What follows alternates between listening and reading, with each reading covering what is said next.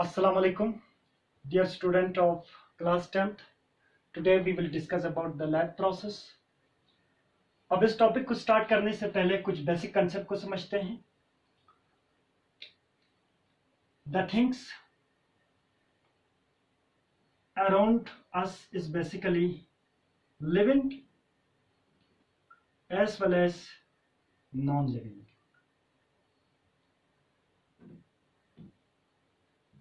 Living thing किस चीज का बना होता है, चाहे वो प्लांट्स हो, एनिमल्स हो या माइक्रो ऑर्गेनिजम्स हो, वो सभी किसका बना होता है? सेल्स का.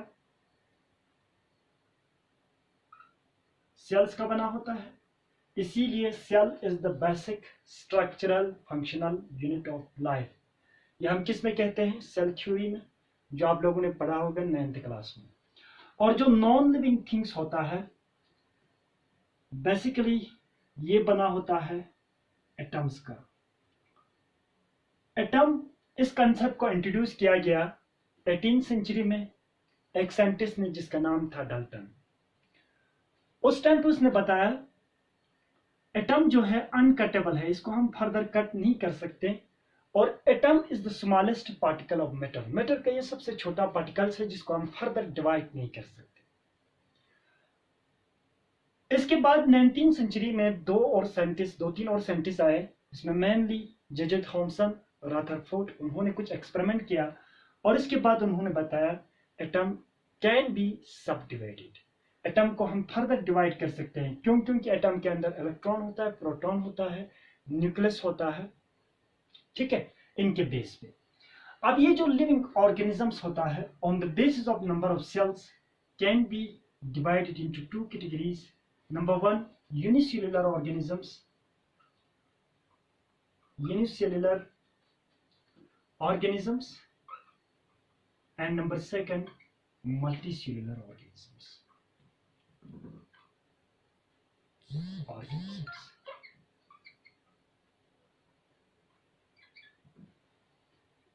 Living things can be divided into two categories.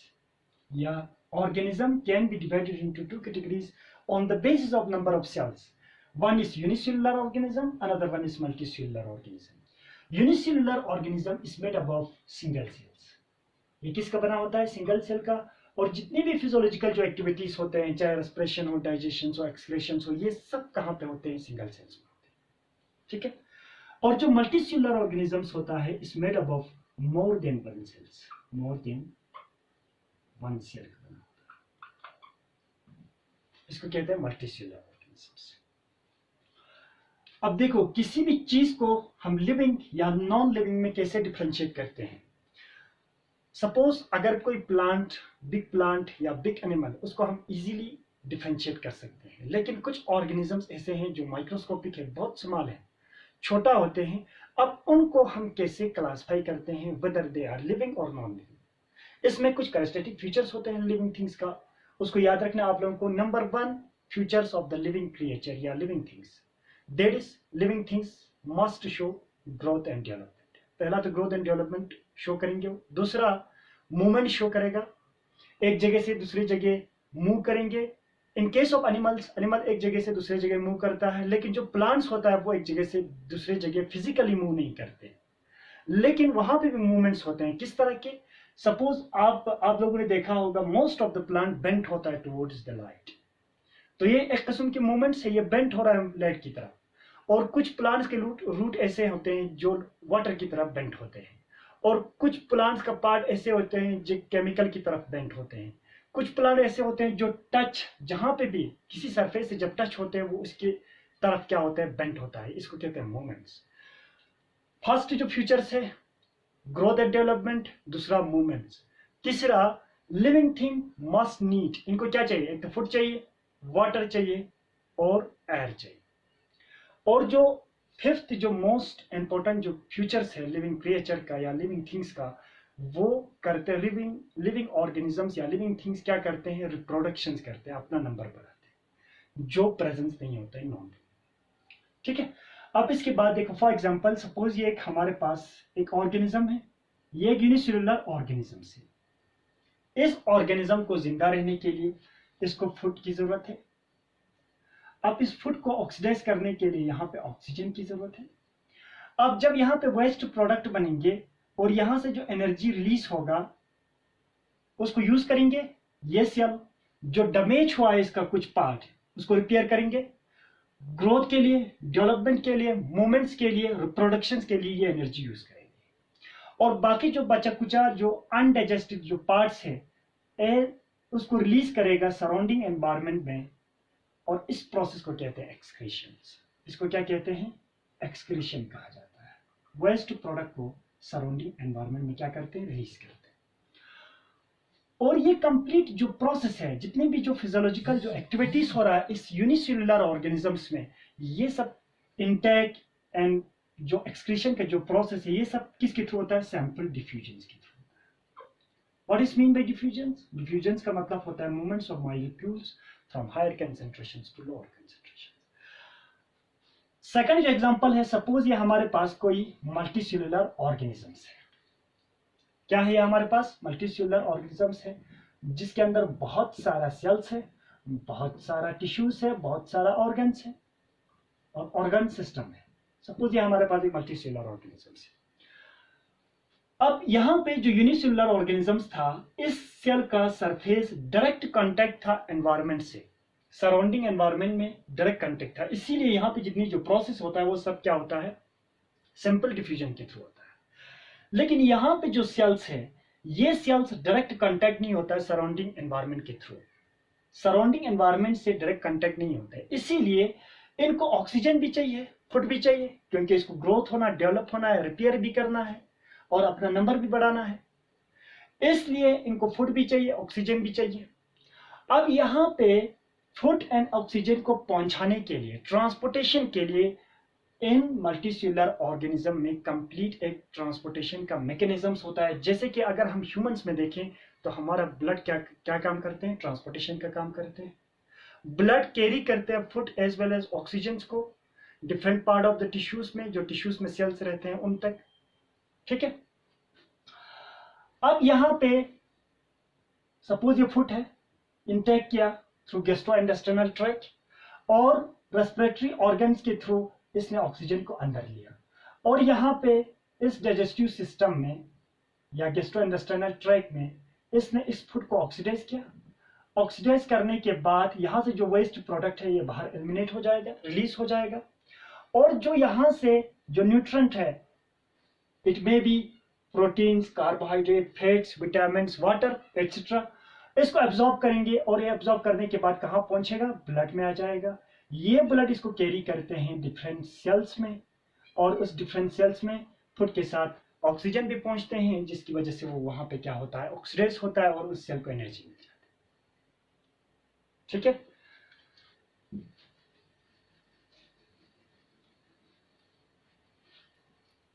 अब इसके बाद देखो लाइफ प्रोसेस। लाइफ प्रोसेस का मतलब क्या होता है? किसी भी ऑर्गेनिज्म को जिंदा रहने के लिए उसको फूड चाहिए, उस फूड का ब्रेकडाउन चाहिए, ब्रेकडाउन होने के बाद उसका एब्जॉर्प्शन होना चाहिए, एब्जॉर्प्शन होने के बाद उसको डिफरेंट सेल्स में पहुंचना चाहिए, डिफरेंट सेल में पहुंचने के बाद उसका फर्दर ब्रेकडाउन होना चाहिए। ठीक है। Life process includes all physiological activities, all physiological activities. For example, physiological activities का मतलब होता है किसी भी लिविंग थिंग्स को जितनी भी जो प्रोसेस होता है उसको जिंदा रहने के लिए, चाहे रेस्पिरेशन हो, डाइजेशन हो, एक्सक्रीशन हो, रिप्रोडक्शन हो, सर्कुलेटरी सिस्टम हो, कंट्रोल एंड कोऑर्डिनेशन का मैकेनिज्म्स हो, इन सब को हम क्या कहते हैं? फिजियोलॉजिकल एक्टिविटीज कहते हैं। एग्जाम्पल जैसे कि digestion, nutritions,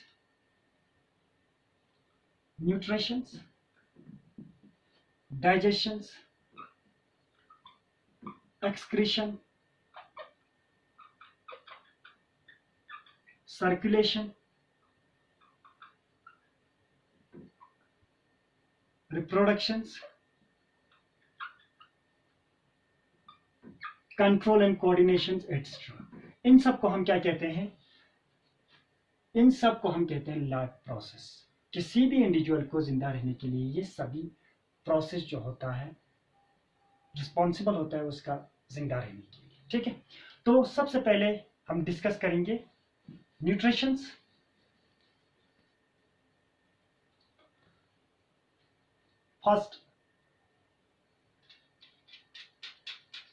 first topic of life process, that is nutritions.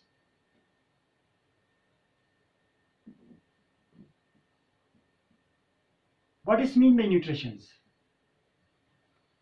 Suppose यहां पे एक ऑर्गेनिज्म है, ये ऑर्गेनिजम्स इस जियोग्राफिकल एरिया में प्रेजेंस है, इस एरिया में प्रेजेंस है। इसको जिंदा रहने के लिए सबसे पहले इसको क्या चाहिए? फूड चाहिए। ठीक है, ये फूड ये अपने आप बनाते हैं या दूसरे ऑर्गेनिज्म से लेते हैं। अब इस फूड को लेने के बाद इसको ब्रेक करेगा, ब्रेक करने के बाद इसमें से एनर्जी को गेन करेगा, फिर वेस्ट प्रोडक्ट को बाहर रिलीज करेगा। इस कंप्लीट प्रोसेस को हम क्या कहते हैं? न्यूट्रिशन कहते हैं। The process of intake of food from the surrounding environment is called nutrition. इसके जो इसके सराउंडिंग से किस तरह से न्यूट्रिशन को अपने अंदर लेते हैं, फूड को अपने अंदर लेते हैं, उसी प्रोसेस को क्या कहते हैं? न्यूट्रिशन कहते हैं। Organisms on the basis of mode of nutrition is classified into two categories. Number one, एक होता है ऑटोट्रॉपिक मोड ऑफ न्यूट्रिशन या ऑटोट्रॉपिक ऑर्गेनिजम्स भी कहा जाता है।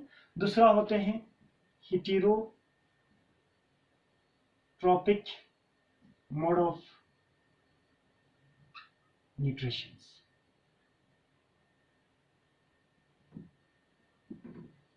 ऑटोट्रॉपिक मतलब होता है ये जो अपना खाना खुद बना सकता है, ये किसी के ऊपर डिपेंड नहीं रहता है। Those organisms which manufacture their own food is called autotrophic organisms या autotrophic mode of nutrition। वो organisms जो अपना खाना खुद बनाता है, manufacture their own food, ये अपना खाना खुद बना सकते हैं, इनको क्या कहते हैं? autotrophs कहते हैं। ठीक है, और जो heterotrophs होते हैं they depends upon other organisms, other plant या और एनिमल्स। ये अपनी खाने के लिए डिपेंड रहता है या तो दूसरे प्लांट्स पे या एनिमल्स पे। तो they depends upon other organism for their food. खुद के खाने के लिए दूसरे ऑर्गेनिजम्स के ऊपर क्या रहते हैं? डिपेंड रहता है। ठीक है, अब ये autotrophic mode of nutrition is classified into further two categories. Number one, photo autotrophic.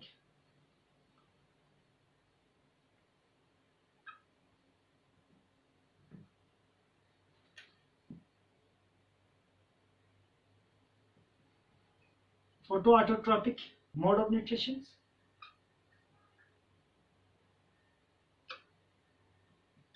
दूसरा होते हैं कीमो ऑटो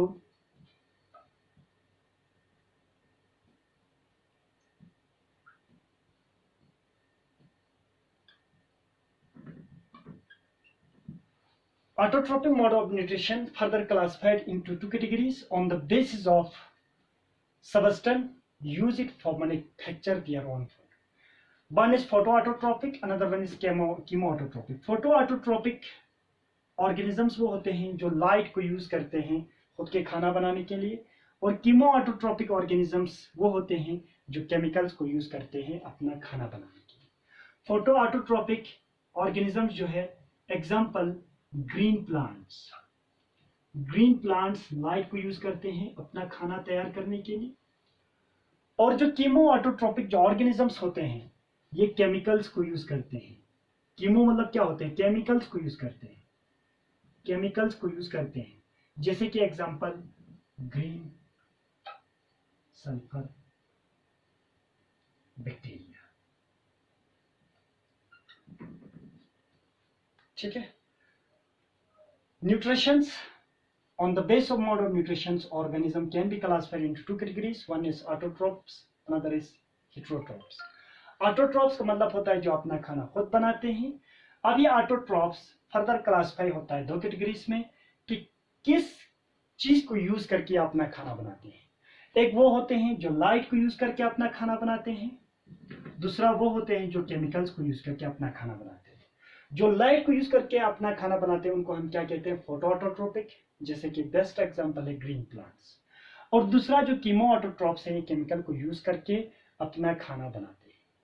ठीक है, केमिकल्स मोस्टली जो एग्जांपल है हमारे पास ग्रीन सल्फर बैक्टीरिया, ये सल्फर को यूज करते हैं एज ए इलेक्ट्रॉन डोनर, और इस इलेक्ट्रॉन में जो एनर्जी होते हैं उसको यूज करते हैं for the synthesis of glucose. ठीक है, और जो ग्रीन प्लांट्स है, प्लांट्स का जो मोस्ट ऑफ द लीव्स क्या होते हैं, ग्रीन होता है। क्यों होता है? क्योंकि उसमें एक पर्टिकुलर टाइप ऑफ पिगमेंट्स होते हैं जिसको क्लोरोफिल कहते हैं। वो जो क्लोरोफिल रिस्पॉन्सिबल होता है सन एनर्जी को ट्रैप करने के लिए, और उस एनर्जी को यूज करते हैं in presence of carbon dioxide, water, और इसको मिला के वहां पे किसका सिंथेसिस किया जाता है, ग्लूकोज का। और इस प्रोसेस को क्या कहते हैं, फोटोसिंथेसिस कहते हैं। नेक्स्ट लेक्चर में हम डिस्कस करेंगे हेटेरोट्रॉपिक मोड ऑफ न्यूट्रिशन के ऊपर। That is all about the lab process.